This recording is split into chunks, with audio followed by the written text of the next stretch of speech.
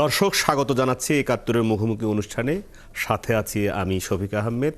সাম্প্রতিক পরিস্থিতি নিয়ে কথা বলতে আজ আমাদের একাত্তর টেলিভিশন স্টুডিওতে উপস্থিত আছেন গণতন্ত্র মঞ্চের অন্যতম নেতা এবং গণসংহতি আন্দোলনের প্রধান সমন্বয়কারী জুনায়েদ সাকি এবং বিএনপির সহ আন্তর্জাতিক বিষয়ক সম্পাদক অ্যাডভোকেট ফাহিমা নাসরিন মুন্নি। তিনি সুপ্রিম কোর্ট বারের কোষাধ্যক্ষ ছিলেন। দর্শক, আপনারা জানেন সারা দিনব্যাপী আজ 14ই ডিসেম্বর শহীদ বুদ্ধিজীবী দিবস। 1971 সালের এই দিনে পাকিস্তানি দখলদার বাহিনী এবং তাদের এদেশীয় সহযোগীরা দেশের শ্রেষ্ঠ সন্তানদের অর্থাৎ বুদ্ধিজীবীদের একটি বড় অংশকে পরিকল্পিতভাবে হত্যা করে। আমরা এই জাতির এই মহান সন্তানদের স্মরণ করছি একাত্তরের মুখোমুখি অনুষ্ঠান থেকে। সম্প্রতি জুলাই আগস্ট গণ অভ্যুত্থানেও ছাত্র জনতার যে হত্যাকাণ্ড সেটি একই সূত্রে গাঁথা। কারণ বুদ্ধিজীবীদেরও স্বপ্ন ছিল বৈষম্যহীন বাংলাদেশ অর্থাৎ সমাজ, এবং এই ছাত্র জনতার যে ব্যানারে আন্দোলন হয়েছে সেটিও কিন্তু বৈষম্য বিরোধী আন্দোলন, যার মধ্য দিয়ে জুলাই আগস্টের সেই আন্দোলন এবং তারপর 5 আগস্ট সর্বশেষ স্বৈরাচারী প্রধানমন্ত্রী হিসেবে তিনি বাংলাদেশের মানুষের কাছে প্রতিষ্ঠিত হয়েছিলেন।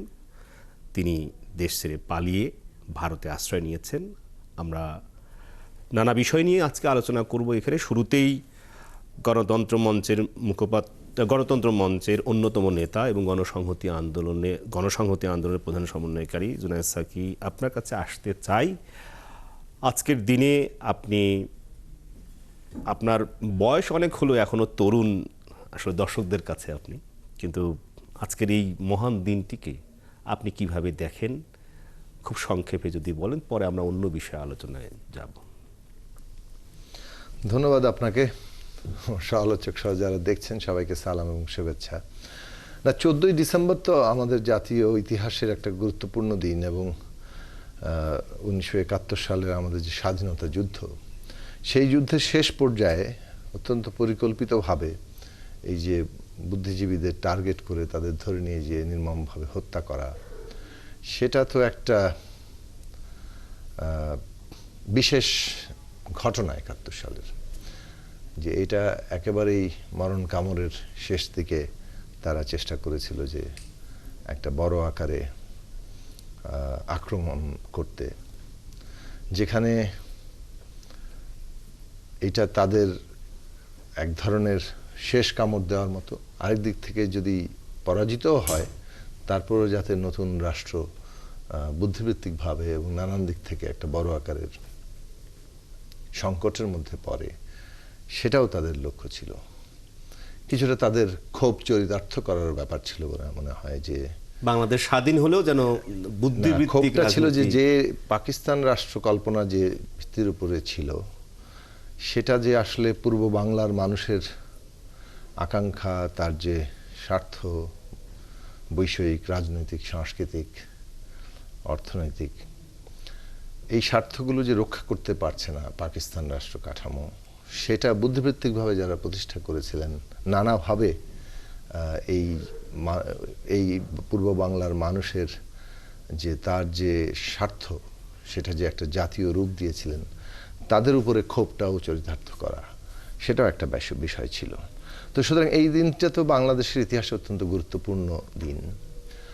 আমরা বুদ্ধিজীবীদের যারা শহীদ হয়েছেন তাদের সকলের প্রতি আমাদের শ্রদ্ধা জানাই, যেমনি আমরা 1971 সালের সকল শহীদের প্রতি শ্রদ্ধা জানাই। এই জাতীয় সংগ্রামে যারা যুক্ত ছিলেন সকলের প্রতি শ্রদ্ধা জানাই। এবং বিশেষভাবে আজকে যখন 2024 সালে এসে একটা বিরাট গণ অভ্যুত্থানের পরে, যে গণ অভ্যুত্থানে আমাদের অসংখ্য ছাত্র, শ্রমিক, তরুণরা রক্ত দিয়েছেন, শিশু, অভিভাবক থেকে শুরু করে নারী, বহু সমাজের সব স্তরের মানুষই এই লড়াই থেকে বিচ্ছিন্ন থাকেননি, বরং শাহাদাত বরণ পর্যন্ত তারা করেছেন। সেই দিক থেকে বলা চলে যে আরেকটা নতুন ওই সংগ্রামের মাইল ফলক তৈরি হয়েছে।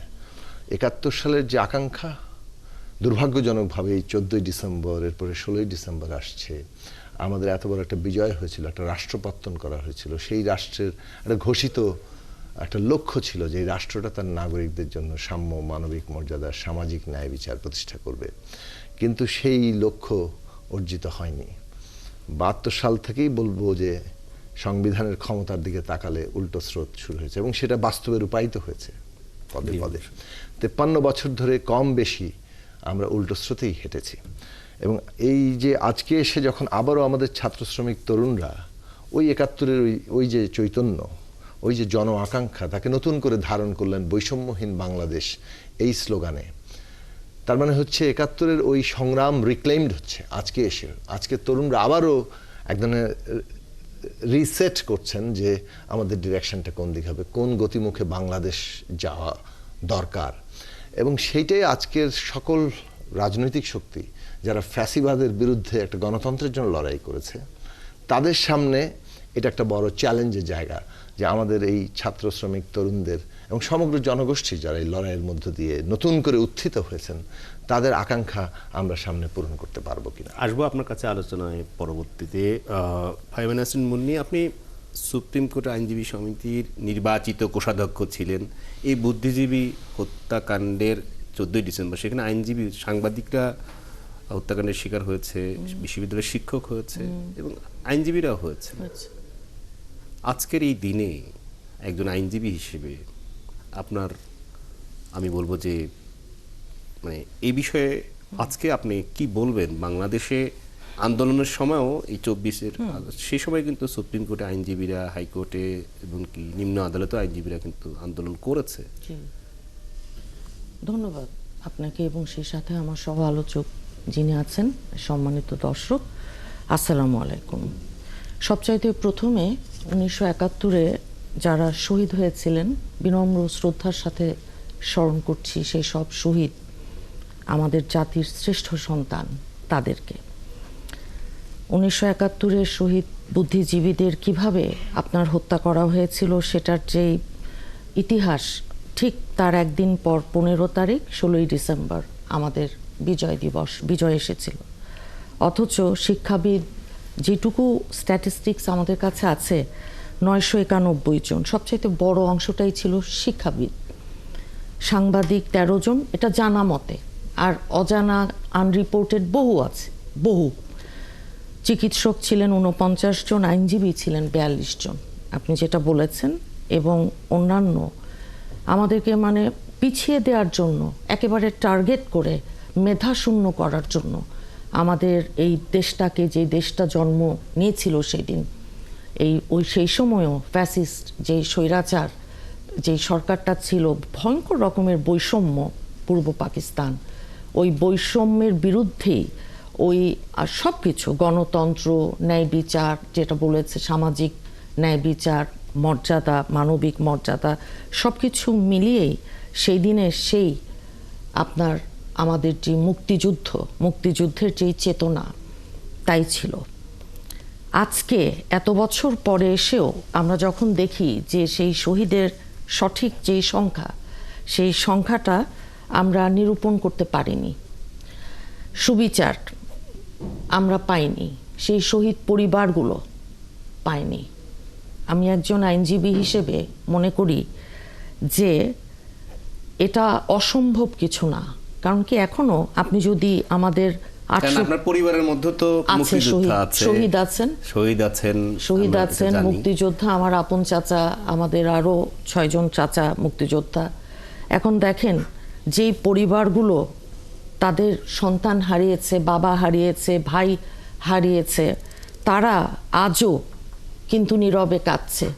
আমরা স্বাধীনতার 53 বছর পরে শহীদের সংখ্যা নিরূপণ করা, বিচারের আওতায় আনা, যারা সত্যিকার অর্থে সেই দিন বাড়ি চিনিয়ে দেয়া, ঘর চিনিয়ে দেয়া, এই বিষয়গুলো ছিল পাকিস্তান আর্মিদের, সেটা আমরা চাই যে এই এখন যে পরিবর্তিত পরিস্থিতি, একটা ফ্যাসিবাদের পতন হয়েছে গণ অভ্যুত্থানের মাধ্যমে, এখনও এই বৈষম্যের বিরুদ্ধেই ছাত্র জনতার যে আন্দোলনটা ছিল জুলাই আগস্টের, 5ই আগস্টের পর আমরা যেটাকে বলছি যে আমাদের দ্বিতীয় মুক্তিযুদ্ধ। কারণ কি, কারণ আমরা গত 15 বছর, তার অধিক সময় আমরা ইভেন কথা বলতে অ্যালাউড ছিলাম না। আমরা কথা বলতে পারিনি, মত প্রকাশ করতে পারতাম না, সভা সমাবেশ করতে পারতাম না, সেটা তো আপনি খুব ভালো জানেন, কারণ আপনি তো আমাদের দীর্ঘদিন আমাদের বিএনপি বিট কভার করেছেন। আর সেই সাথে জুনায়েদ সাকি ভাই এবং আরও যারা আমাদের সাথে এই গণতান্ত্রিক আন্দোলনে ছিলেন প্রত্যেকে জানেন যে বাংলাদেশের মানুষ মুখ খুলতে পারেনি। কথা বললে কি হয়েছে, আমি একটু এক মিনিট আপনার উত্তর থেকে একটি প্রশ্ন আমি জুনায়েদ সাকি আপনার কাছে করতে চাই। একটা কথা বলে শেষ করি তাহলে। দেখেন, গণ অভ্যুত্থান যেটা হলো 5ই আগস্টের, 1600-র উপরে আমাদের ছাত্র এবং জনতা এবার প্রাণ দিয়েছে, এবং সেই সাথে এখনো 20,000-এর উপরে নেতা কর্মী, ছাত্র জনতা তারা হাসপাতালের বিছানায় শুয়ে কাতরাচ্ছে। আপনি জানেন আমাদের মাগুরার একজন ছাত্র নেতা সম্প্রতি কন্যা সন্তানের পিতা হয়েছে, সে কিন্তু শহীদ হয়েছে। কাজেই এরকম অসংখ্য, আবু সাইদ যেমন 2 হাত 2 দিকে যে ভীষণ রকমের সাহসের প্রতীক হয়ে গেল, আমাদের ওয়াসিম আকরাম ছাত্রদলের চট্টগ্রামের মুগ্ধ, এবং সেই সাথে আমাদের যে মাগুরার ভাইটা, এরকম হাজার হাজার ছাত্রের রক্তের উপরে এই সরকারটা, এখন যারা আছেন অন্তর্বর্তী যে সরকারটা, তারা এসছেন। তাদের কাছে আমাদের কি প্রত্যাশা, গণতান্ত্রিক কি আকাঙ্ক্ষা, গণতান্ত্রিক কোন অভিযাত্রা, কোন ক্রস রোডে আমরা দাঁড়িয়ে আছি, পরবর্তীতে বলি। ফাহিমা নাসরিন মুন্নী তার কথার মধ্যে বলছিলেন যে সেই তালিকা 1971 সালের মুক্তিযুদ্ধে যারা শহীদ হয়েছেন, যারা যুদ্ধ করেন, সেই তালিকা যেমন এখন পর্যন্ত চূড়ান্ত হয়নি, একই রকমভাবে আপনার কাছে জানতে চাই যে 5 আগস্ট শেখ হাসিনা পালিয়ে যাওয়ার পর অনিবার্য কারণে ডক্টর মোহাম্মদ ইউনূস এই অন্তর্বর্তী সরকারের দায়িত্ব নিয়েছে। জুলাই আগস্টের শহীদদেরও তালিকা কিন্তু আমরা এখন পর্যন্ত গণমাধ্যম কর্মী হিসেবে আমরা পাইনি। কেন তৈরি হচ্ছে না? 4 মাস তো পার হয়ে গেল। ধন্যবাদ আপনাকে। জুলাই আগস্টের এটা এখন পর্যন্ত চূড়ান্ত কথা বলার সময় হয়নি। আমি শেষ থেকে শুরু করি।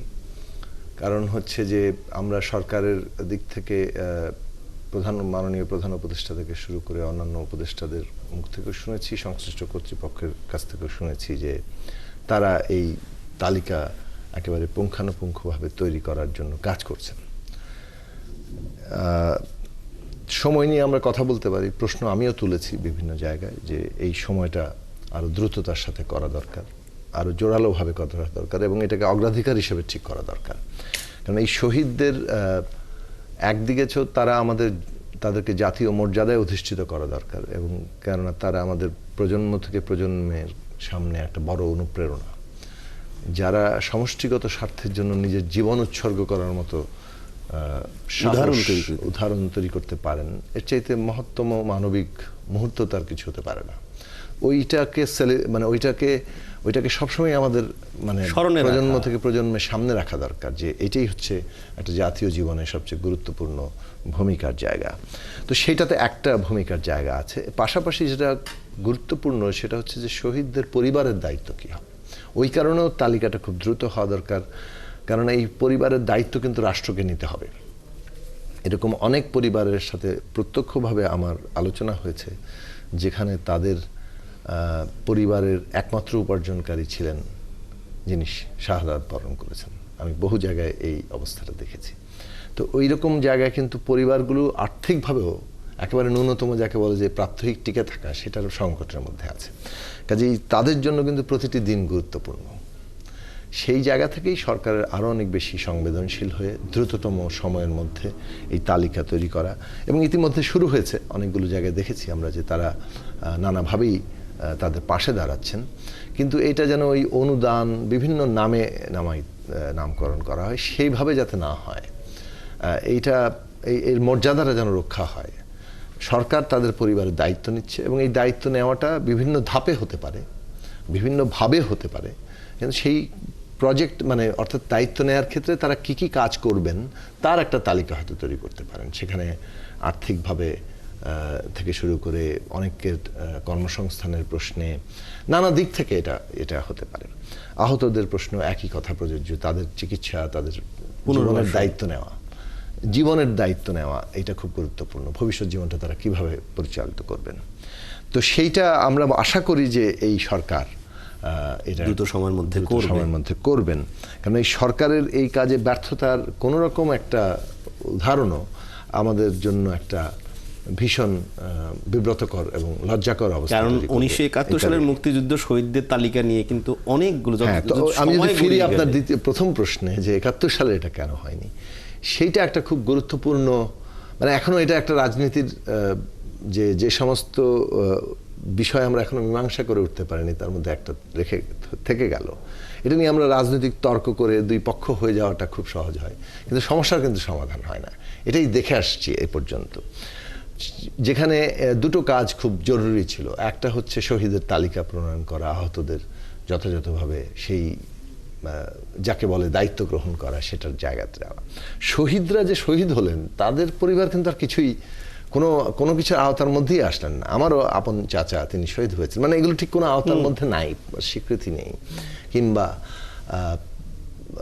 তারা যে আসলে মানে তাদেরও পরিবারের কি পরিণতি হলো সেই প্রশ্নগুলো আর মানে কখনোই আলোচিত হয়নি। এবং সেটাও অনেক শহীদের পরিবারের অবশ্য শহীদ পরিবার হিসেবে এক ধরনের স্বীকৃতি আছে, কিন্তু সেটা একটা আলাদা জায়গা থেকে মনে হয়েছে যেন এইখানেও একটা বড় ধরনের বিভাজন তৈরি হয়েছে। কোনো পরিবার বোধহয় বিশেষ গুরুত্বপূর্ণ, বাকিরা বোধহয় খুব গুরুত্বপূর্ণ নয়। এইগুলো সমাজে নানা ক্ষোভের জন্ম দিয়েছে। শহীদদের তালিকা প্রণয়িত হয়নি এবং সেটাও একটা যেন রাজনীতির বিষয়বস্তু হয়ে গিয়েছিল। খুবই দুঃখজনক ঘটনা হয়েছিল। তো আমরা সবসময় এটা দাবি করেছি যে শহীদদের তালিকা প্রণীত হওয়া দরকার, এবং তারা যে এই রাষ্ট্রপত্তনে তাদের রক্ত, তাদের আত্মত্যাগ, আত্মোৎসর্গ হওয়াটা, এটা যদি এই রাষ্ট্র স্বীকার না করে তো রাষ্ট্রের নিজের ভিত্তিটাই কিন্তু দুর্বল থাকে। সবচেয়ে বড় ব্যাপার হচ্ছে যে দেখেন, একটা তর্ক আসলে হয় না যে পাকিস্তান 1947 সালেও এখানে পাকিস্তান কায়েম হয়েছিল। 71 সাল কি পাকিস্তানের বিপরীত? এটা অনেকে দাঁড় করানোর চেষ্টা করেছেন, যার ফলে আমাদের মুক্তি সংগ্রামের রাজনীতিকীকরণ অনেক ঘটেছে। মুক্তি সংগ্রাম অরাজনৈতিক কোনো বিষয় ছিল না, অবশ্যই রাজনৈতিক বিষয় ছিল, কিন্তু জনগণের দিক থেকে ব্যাপারটা কি ছিল? 1947 সালের আগে এইখানে পূর্ব বাংলার মানুষ যে পাকিস্তানের জন্য লড়াই করেছিলেন সেটা তো মিথ্যা নয়। এর উল্লেখযোগ্য অংশ বলতে পারেন সংখ্যাগরিষ্ঠ মানুষ পাকিস্তানের পক্ষে রায় দিয়েছিলেন ও পাকিস্তানের জন্য লড়াই করেছিলেন। অন্য অনেক রকম সংগ্রাম মানুষের, সেটা তেভাগার আন্দোলন থেকে শুরু করে অন্য কিছু, পাকিস্তান আন্দোলনের মধ্যে মানে শেষ পর্যন্ত এক স্রোতে চলে গিয়েছিল। এই যে যাওয়াটা, সেইখানে জনগণের আকাঙ্ক্ষাটা কি ছিল? জনগণের আকাঙ্ক্ষা ছিল পাকিস্তান একটা সত্য ন্যায়ের রাষ্ট্র হবে, যেখানে তার মুক্তি ঘটবে, কিন্তু সেটা ঘটেনি। মানুষের স্বপ্নভঙ্গ হয়েছে, ফলে মানুষ আবার নতুন করে সংগ্রামের দানা বেঁধেছে। তো 71 সালেও তো তাই এসে দাঁড়ালো যে মানুষ আবার আশা করেছে যে এখানে তার নিজের একটা রাষ্ট্র হবে, সেইখানে তার মুক্তি ঘটবে। এবং এমনকি সেই 71 সালের যুদ্ধের মধ্যে ওই ঘোষণাও দেওয়া হয়েছিল মানুষের জন্য সাম্য, মানবিক মর্যাদা, সামাজিক ন্যায় বিচার প্রতিষ্ঠা করা হবে। কিন্তু 72 সাল থেকে কি স্বপ্নভঙ্গ হয়নি? ফলে মানুষের মুক্তির স্বপ্নের জায়গা থেকে, জন আকাঙ্ক্ষার জায়গা থেকে আমি যদি ধরি, তো 47-এর আকাঙ্ক্ষারই কিন্তু 71 একভাবে রূপায়িত হয়েছিল। এটা একটা ধারাবাহিকতা আছে। ঠিক যেমনটা আবার 71-এর জন আকাঙ্ক্ষা 53 বছর বাস্তবায়িত হয় না, 24 এসে আমাদের ছাত্ররা সেই জায়গাটা আবারও নতুন করে আমাদের সামনে হাজির করছে। ফলে এই যে মানুষের মুক্তির কাফেলা চলছে, সেইখানে এসে বেহাত হওয়ার জায়গাটা খুব প্রবল। আমরা আগেও দেখেছি যে বেহাত হয়েছে দুইটা বড় বড় ঘটনার পরে, এবং এইবারও বেহাত হবে কিনা এটা মুখ্য প্রশ্ন হিসেবে দাঁড়িয়েছে। এখন বেহাত হওয়ার কতগুলো লক্ষণ থাকে। 71 সালের পরে যেমন লক্ষণ দেখা দিচ্ছিল শহীদের সংখ্যা, তাদের মর্যাদার প্রশ্ন, তাদের দায়িত্ব নেওয়ার প্রশ্ন, তাদের পরিবারের কিংবা আহতদের কি হলো, মুক্তিযোদ্ধাদের কি হয়েছিল। এমনকি সবচেয়ে বড় প্রশ্ন যে একটা মানে সাম্য, মানবিক মর্যাদা, সামাজিক ন্যায় বিচার প্রতিষ্ঠা হবে কিসের মধ্যে? একটা গণতান্ত্রিক রাষ্ট্র ছাড়া এটা আপনি প্রতিষ্ঠা করবেন কিভাবে, যেখানে নাগরিক তার মর্যাদাটাই প্রধান ভিত্তি রাষ্ট্রের, নাগরিকতার উপর দাঁড়িয়ে থাকবে রাষ্ট্র। এই নাগরিকতা ডিফাইন করা, সংজ্ঞায়িত করাটা খুব জরুরি প্রশ্ন ছিল। আমরা দেখেছি যে নাগরিক নামক একটা জায়গা তৈরি করা হলো, কিন্তু তার অধিকারের জায়গাগুলো এক হাতে ঘোষণা করে আরেক হাতে কেড়ে নেওয়ার ব্যবস্থা করে দেওয়া হলো। ফলে দেখা গেল প্র্যাকটিক্যালি নাগরিকের আসলে কোনো অধিকারই নেই। আমরা সেই নাগরিক থেকে কোনো কর্তব্যের জায়গাও পেলাম না। ফলে ওই যে অধিকার আর কর্তব্যের যে একটা লেনাদেনার মধ্য দিয়ে নাগরিকতা গড়ে ওঠে, সেই জায়গাটাই বাংলাদেশে প্রথম থেকে ব্যাহত হলো, এবং যার ফলে আমরা নাগরিকের মর্যাদা তৈরি করতে পারিনি, আমরা নাগরিকদের দিক থেকে এই রাষ্ট্র গড়ে তোলার যে দায় সেই জায়গাটাতে আমরা তাকে আনতে পারিনি, বরং বিচ্ছিন্নতা এবং দলাদলিটাই বড় ব্যাপার হলো। দলাদলি থাকবে না আমি তা বলছি না, কিন্তু রাষ্ট্র বলে একটা জিনিস আছে, সেইটা সেই জায়গাটাতে আমরা প্রায় হারিয়ে যাওয়ার অবস্থা হলো। কিন্তু আমরা তো আমাদের রাষ্ট্রের এই ফান্ডামেন্টাল প্রবলেমগুলো আছে। আলোচনা এই পর্যায়ে খুব ছোট্ট করে একটা প্রশ্নে আসতে চাই জুনায়েদ সাকি আপনার কাছে, যে সর্বশেষ দিন পর্যন্ত আপনারা শেখ হাসিনাকে আহ্বান জানাচ্ছিলেন যে আলোচনার মধ্য দিয়ে পদত্যাগ করে একটি নির্বাচনী করার জন্য। যদি সেই আহ্বান শুনতো শেখ হাসিনা, তাহলে 5 তারিখ কি পালাতে হতো তাকে এইভাবে করে? খুব সংক্ষেপে যদি এটার উত্তর, কারণ অন্য একটা প্রসঙ্গে আমরা আলোচনায় আসব। না দেখুন, শেখ হাসিনার সামনে তো দুটো পথ ছিল। একটা হচ্ছে রাজনৈতিক উত্তরণের জন্য যে বিরোধী দলের দাবি, সেই দাবির জায়গাতে পৌঁছানো। কারণ আমরা বলেছিলাম যে আপনারা পদত্যাগ করেন, পদত্যাগের পরে আমরা জাতীয় আলোচনার মধ্য দিয়ে আমরা বাংলাদেশের রাষ্ট্রের যে উত্তরণটা দরকার, একটা কাঠামোগত পরিবর্তন দরকার, একটা গণতান্ত্রিক ব্যবস্থায় যাওয়া দরকার, নতুন রাজনৈতিক বন্দোবস্ত দরকার। অন্তত আমাদের দিক থেকে আমরা বলেছিলাম যে আওয়ামী লীগ একটা স্টেক হোল্ডার হিসেবে, যদিও তাদের বিরুদ্ধে ব্যাপক রকম অভিযোগ আছে, গুম খুন, সেগুলো বিচারের প্রক্রিয়ার মধ্যে যাবে, কিন্তু রাজনৈতিক দল হিসেবে আওয়ামী লীগও সেখানে অংশগ্রহণ করার জায়গা থাকা দরকার। কিন্তু তারা তো আসলে কোনো গণতান্ত্রিক পথ বেছে নেননি। তারা যেভাবে আগে গুম খুন চালিয়েছেন, ওইটাই তাদের একমাত্র পথ হিসেবে তারা দেখেছেন, এবং সেটার যে কি ভয়ঙ্করতম একটা ব্যবহার তারা ঘটিয়েছেন জুলাই আগস্টে এসে, যেটা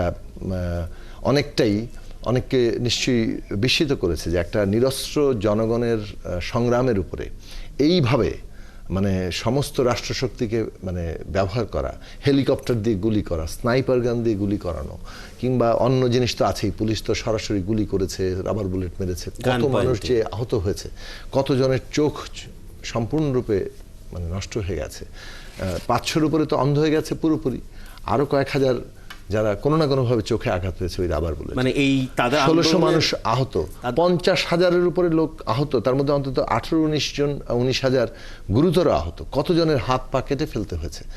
এই দুঃসহতা নিয়ে তাদের সারা জীবন বইতে হবে। মানে এইটা হচ্ছে যে এক ধরনের আর ন্যূনতম, মানে একটা রাজনৈতিক দল যখন নিজের দেশের মানুষকে হত্যা করে ক্ষমতা টিকিয়ে রাখতে চায়, তাহলে আসলে সে রাজনৈতিক দলের জায়গায় কতটা থাকে। ফলে আওয়ামী লীগ নেতৃত্ব বলে যারা ছিল, তারা আসলে কার্যত এমন একটা জায়গায় পৌঁছেছিলেন যে এটা আসলে আর রাজনৈতিক দলের কোনো চরিত্র রাখেননি।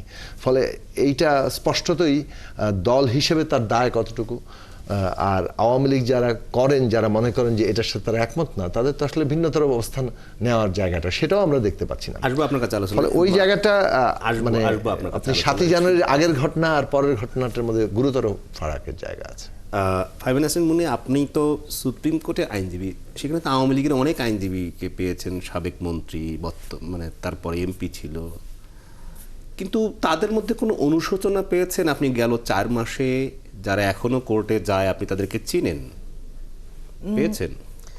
না, এটা খুব দুঃখজনক যে এই যেই কথাগুলো বললেন, আর যেই কথাগুলো আমরা সবাই জানি, ছাত্র জনতার এই যে গণ অভ্যুত্থান বা বিপ্লব যে নামেই আমরা ডাকি, এখানে তো হাজার হাজার ছাত্র, আর তার আগে যদি যাই, জুলাই আগস্টের আগে আপনি জানেন যে আমাদের 60 লক্ষ নেতাকর্মীর বিরুদ্ধে মামলা। না, আমরা জানি যে 15.5 বছরে বিএনপির অসংখ্য মানুষ গুম খুন, হামলা মামলা শিকার হয়েছেন, এবং জুনায়েদ সাকি এখানে উপস্থিত আছেন। তার উপরে যেভাবে হামলা করার পরে একদম এমন 2 দফা আমি বলবো যে পেটানোর পরে তাকে হাসপাতালে নিয়ে ঢাকা মেডিকেল থেকে ফেরত দেওয়া হয়েছে, মানে ওখানে হামলার মুখে পরে বাধ্য হয়ে আরেকটা হাসপাতালে চিকিৎসা নিতে হয়েছে। আমি বলছি যে হাসপাতালেও চিকিৎসা, কিন্তু আমি বলছি যে আইন আন্দোলনে আওয়ামী লীগের কোন নেতাদের, কর্মীদের আপনি যাদের দেখেন, মুখ চেনেন, তাদের কারো মধ্যে আমি বলি আপনাকে, এটা অনুশোচনা পেয়েছেন কিনা? না, এটা এইভাবে না বলে বলি যে দেখেন, এই যে শেখ হাসিনা ফ্যাসিবাদের দোসর, উনি 5 তারিখে যেভাবে পালিয়ে গেলেন, সেই সাথে তো ওনার সাথে প্রায় 300 জন সবাই তো পালিয়ে গেছে। যারা পালিয়ে গেলেন, বিদেশে গেছেন, কিংবা বর্ডার ক্রস করে গেছেন, ভারতে পালিয়ে গেছেন। অনুশোচনা, আমরা আওয়ামী লীগের ভেতর যারা এখনো আছে, হঠাৎ বের হয়ে কথা বলার চেষ্টা করছেন, কিংবা বিদেশে পালিয়ে গেছেন, সেখান থেকেও কথা বলছেন, না, কোনো অনুশোচনা, খুব দুঃখজনক হলেও সত্যি আমরা না দেখিনি। এই যে এত হাজার হাজার ছাত্র জনতা, কারো 600-র ওপর আমরা শুনেছি অন্ধত্ব বরণ করেছে, বহু তাদের অঙ্গহানি ঘটেছে। না, অনুশোচনা আওয়ামী লীগের ভেতর আমরা তো দেখিনি, বরং উল্টো একটা জিনিস দেখতে পাচ্ছি।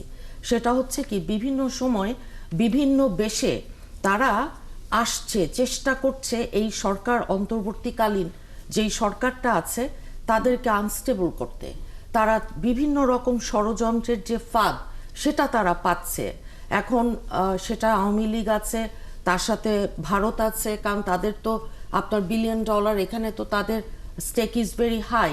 তো বিভিন্ন যে ভেস্টেড কোয়ার্টার্স যারা আছে তাদের আমরা দেখছি তারা গণহত্যার রক্ত যাদের হাতে আওয়ামী লীগের ফ্যাসিবাদের দোসর, তাদেরকে আশ্রয় প্রশ্রয় তো দিচ্ছেই।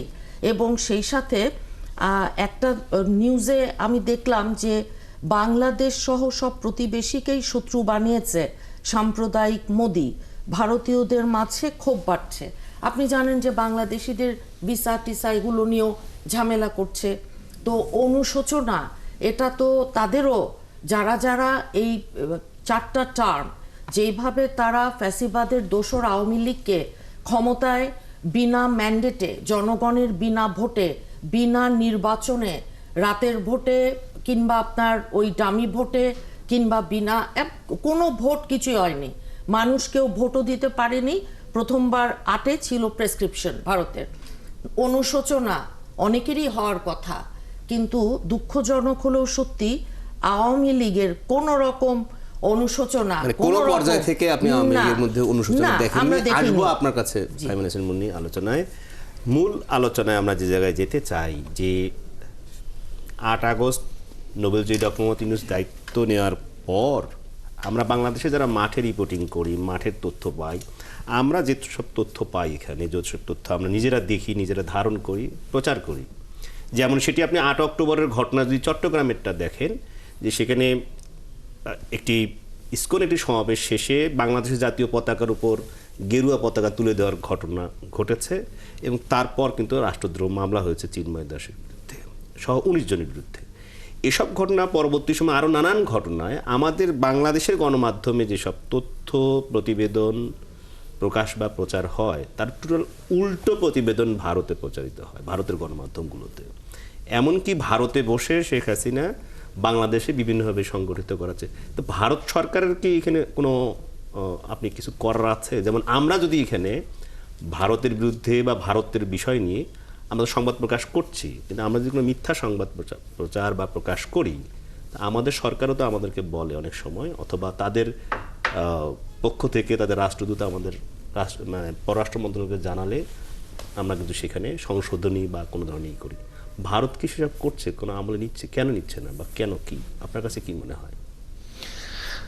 দেখুন, স্পষ্টতই বোঝা যাচ্ছে যে ভারতের আশ্রয় নেওয়ার পরে শেখ হাসিনা, সে আশ্রয় দেয়া নিয়েই তো আমাদের সরকারের পক্ষ থেকে তাদের বক্তব্য দেওয়া হয়েছে এবং সরকারের পক্ষ থেকে বলাও হচ্ছে যে বিচার প্রক্রিয়ার মধ্য দিয়েই তারা শেখ হাসিনাকে ফেরত চাইবেন। শুধু শেখ হাসিনা নয়, যারা অন্যরাও সেখানে আশ্রয় নিয়েছেন তাদের ফেরত চাওয়ার প্রশ্ন আছে, কেননা বাংলাদেশে তাদের বিরুদ্ধে অভিযোগ আছে এবং সেই অভিযোগগুলোর যথাযথ ন্যায় বিচার হওয়ার জন্য তো তাদেরকে এখানে বিচারের কাঠগড়ায় দরকার। এখন ভারতের দিক থেকে যেটা স্পষ্টতই ঘটলো, মানে সেটা নিয়ে আসলে ঠিক কূটনৈতিক ভাষায় কথা বলার সুযোগটা খুব কম, কেননা মানে মনে হলো যে শেখ হাসিনার এইভাবে ক্ষমতা থেকে অপসারিত হওয়া, এটাতে যেন এটা ভারত নিজের পরাজয় হিসেবে নিচ্ছে, কিংবা অন্তত ভারতের বর্তমান শাসক দল বিজেপির আচরণের মধ্যে দিয়ে এটা স্পষ্ট হচ্ছে যে এটা তাদের নিজেদের জন্য একটা পরাজয়ের মতো। মানে ফলে তাদের এই আপসেটটাকে তারা এখনো পর্যন্ত এটার সাথে খাপ খাইয়ে নেওয়ার জায়গাটা পাচ্ছেন না। ভারতের মিডিয়া, যারা ভারতের বিরোধী দল যাদেরকে গদি মিডিয়া হিসেবে আখ্যায়িত করে, তাদের বড় অংশটাই দেখা যাচ্ছে, প্রায় 59টির মতো মিডিয়া ফেক নিউজ নানাভাবে প্রচার করছে বলে চিহ্নিত হয়েছে ইতিমধ্যে। সেই জায়গা থেকে বলা চলে যে তারা একটা মানে প্রচার করেই যাচ্ছেন, মানে বাংলাদেশকে একভাবে তারা পোর্ট্রে করা, যাকে বলে চিত্রায়িত করার চেষ্টা করছে।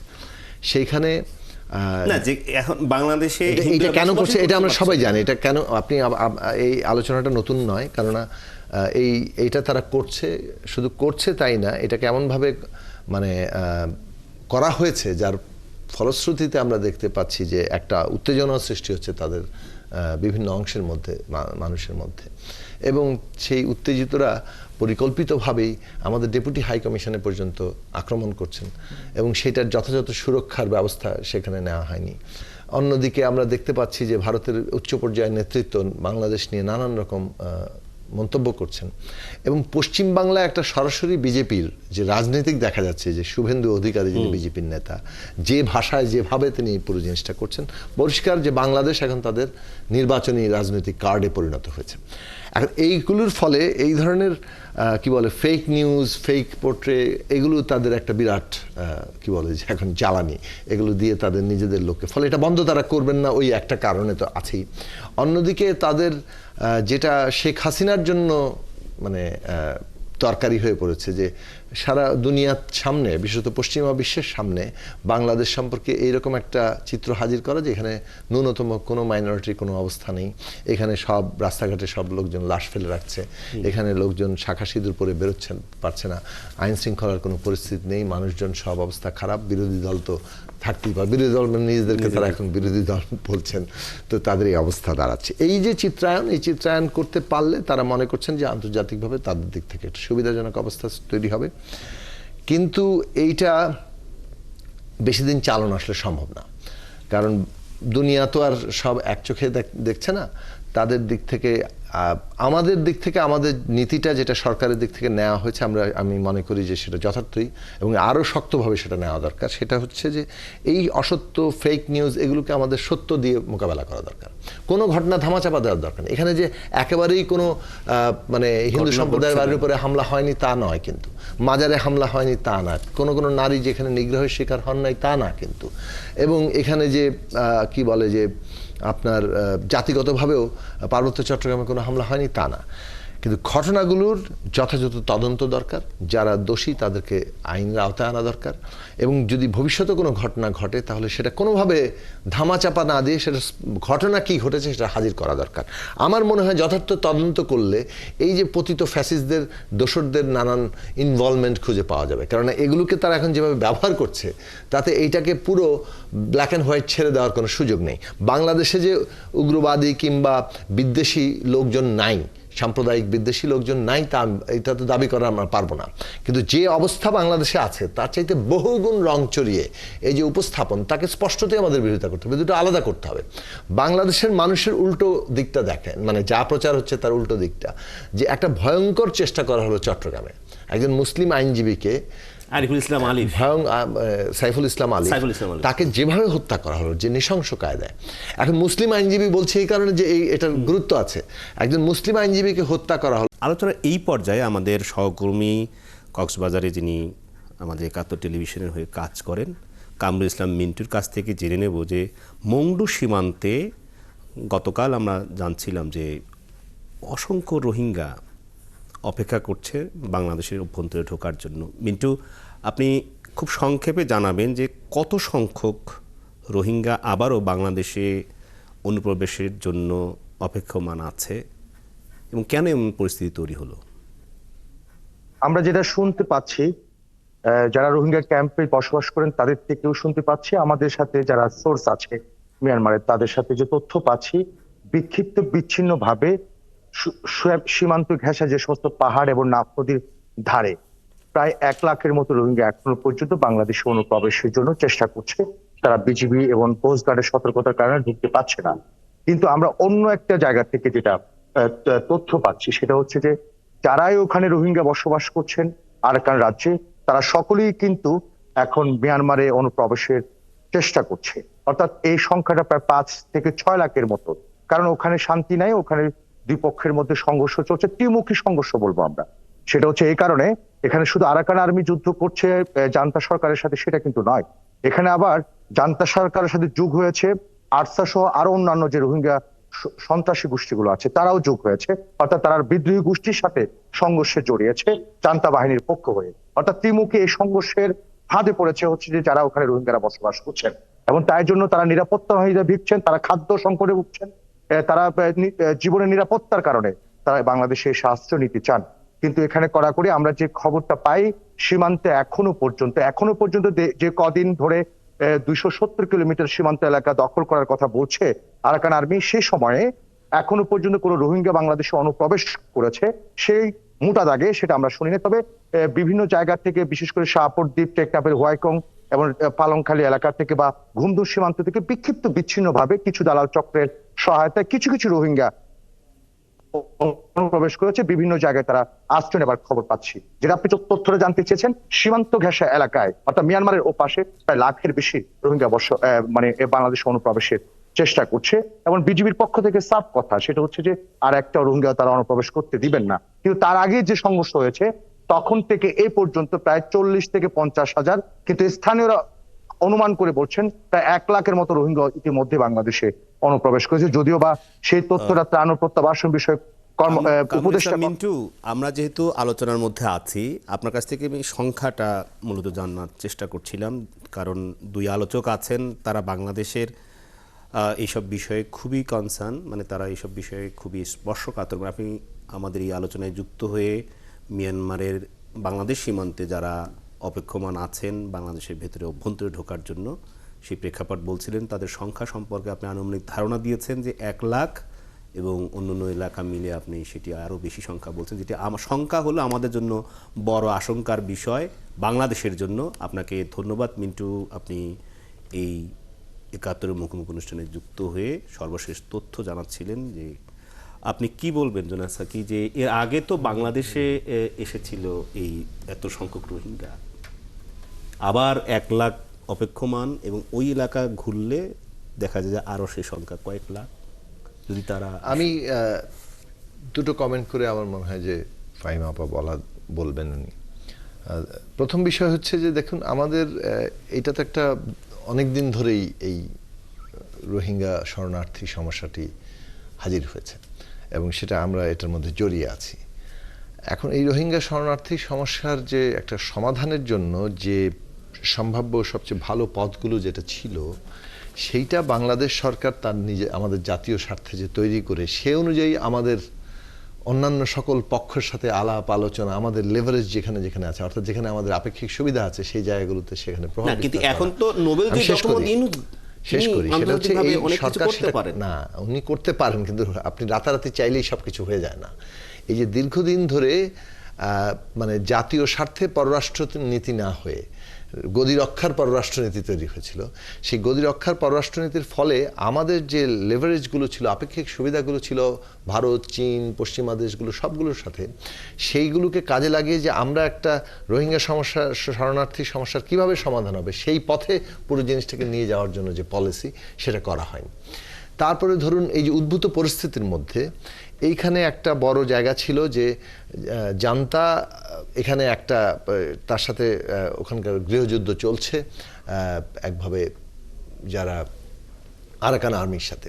তো আরাকান আর্মি কিন্তু প্রথম দিকে এই প্রস্তাব দিয়েছিল যে রোহিঙ্গাদের তারা গ্রহণ করার জন্য প্রস্তুত আছেন। ফলে বাংলাদেশের জন্য সঠিক নীতি কোনটা হবে সেইটা যে গ্রহণ করার সময়সীমা, এটা আমরা নিয়ে গত বছরখানেক আগে, 1.5 বছর আগে আলোচনা আমরা করেছি, এবং সেই সময়সীমা পার হয়ে করে দিয়ে পুরো পরিস্থিতিতে এখন রোহিঙ্গারা যেহেতু জান্তা আর্মির সাথে যুক্ত হয়ে গেছে, অন্যদিকে আরাকান আর্মি পুরো জিনিসটা দখল করে ফেলছে, এইখানকার উদ্ভূত পরিস্থিতিতে যে অবস্থা তৈরি হবে সেটা অনেক জটিল জায়গায় চলে গেছে। সেখানে আমার মনে হয় যে সরকারের দিক থেকে এটা নিয়ে সতর্ক পদক্ষেপ তারা নিচ্ছেন, ন্যাশনাল লেভেলে আলোচনা হওয়া দরকার। ফাইবার হাসান মুন্নি, খুব সংক্ষেপে জানতে চাই শেষ পর্যায়ে যে ভারতে সেই শুরু থেকে কোনো রোহিঙ্গা মানে ভারতের সাথে তো মিয়ানমারের সীমান্ত আছে, কোনো রোহিঙ্গা ভারতে প্রবেশ করে, সমস্ত রোহিঙ্গা এর আগেও বাংলাদেশে পাঠানো মানে ঢুকিয়ে দেওয়া হয়েছে, এবার আরও আপনি শুনলেন যে লক্ষাধিক রোহিঙ্গা এখনও বাংলাদেশে। তো বাংলাদেশ কি বিকামে ডাম্পিং জোন, এবং এটার কি সংকট দেখেন আপনি?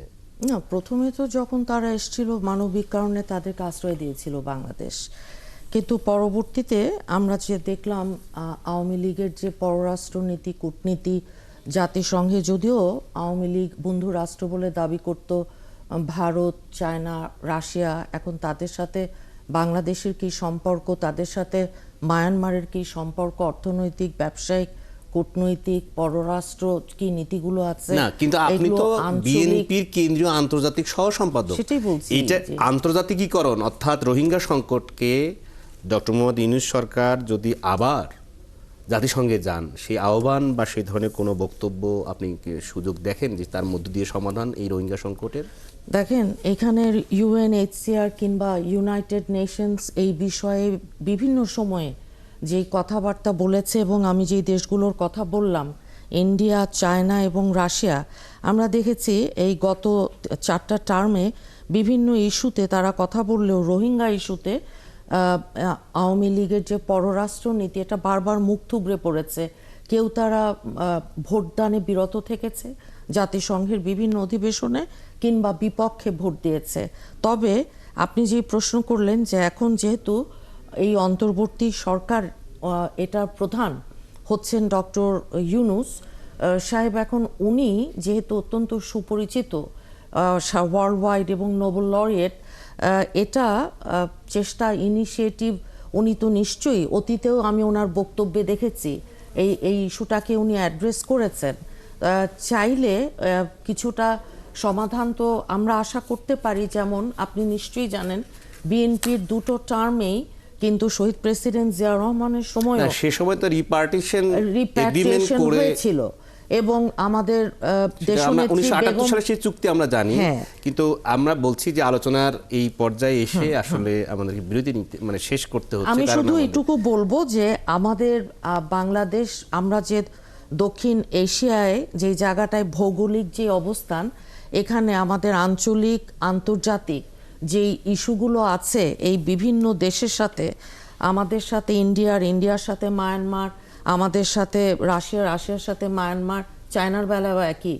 কাজেই এগুলো এত সহজ যে খুব চাইলাম আর একেবারে মানে ইয়ে করে ফেললাম সমাধান, বিষয়টা এমন না, কিছুটা কমপ্লেক্স এর মধ্যে তো থাকবেই। তবে আবারও বলি, আসার কথা যে ইনিশিয়েটিভ উনি নিতেই পারেন, এবং অন্তর্বর্তী সরকারের কথা বলছি, প্রধান যিনি, ওনার কথা বলছি, এবং যেহেতু উনি অলরেডি অ্যাড্রেস করেছেন জাতিসংঘে, পরবর্তীতে আশা করব যে এটার কার্যকর এমন কোনো পদক্ষেপ নেবেন।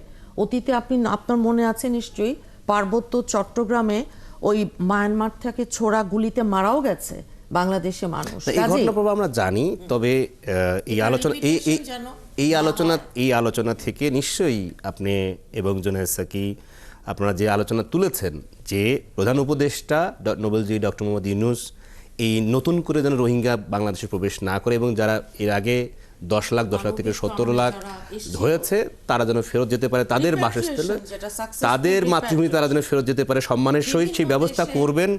এবং আজকের এই ৭১ মুখোমুখি অনুষ্ঠানে আমরা যেসব বিষয়ে অবতারণা করেছেন, আপনারা আলোচনা করেছেন, সেখানে পররাষ্ট্রনীতিকে ঢেলে সাজাতে হচ্ছে, এবং এই সরকারকে সেটা একটা জাতীয় পর্যায়ে আলোচনা, এবং তাদের নিজেদের সব ধরনের লেভারেজ ব্যবহার করে কিভাবে আমরা এগোতে পারি Stakeholderদের সেভাবে সাথে। তারা পদক্ষেপ নেবেন। এটা তো অলরেডি নিচ্ছেন এবং আরো জোরদারভাবে নেবেন, সেটাই সব স্টেকহোল্ডার্স আছেন তাতে।